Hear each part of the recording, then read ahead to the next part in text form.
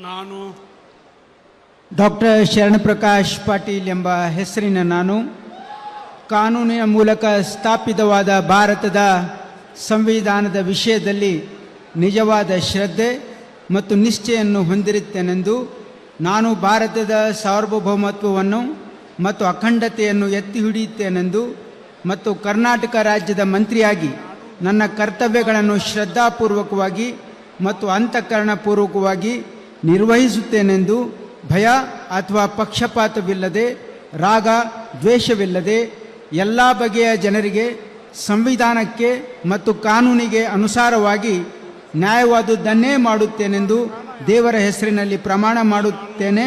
ಶ್ರದ್ಧಾಪೂರ್ವಕವಾಗಿ ಪ್ರತಿಜ್ಞೆ ಮಾಡುತ್ತೇನೆ.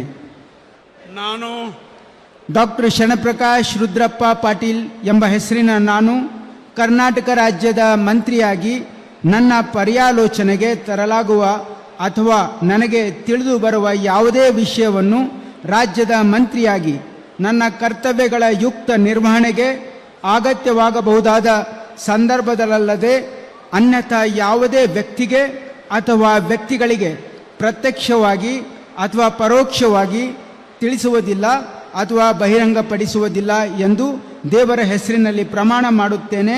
ಶ್ರದ್ಧಾಪೂರ್ವಕವಾಗಿ ಪ್ರತಿಜ್ಞೆ ಮಾಡುತ್ತೇನೆ. ಧನ್ಯವಾದಗಳು. ದಯವಿಟ್ಟು ಎಲ್ಲರೂ ಆಸನವನ್ನು ಸ್ವೀಕರಿಸಬೇಕು. 2 ನಿಮಿಷದಲ್ಲಿ ಕಾರ್ಯಕ್ರಮ ಮುಕ್ತಾಯ ಆಗುತ್ತೆ.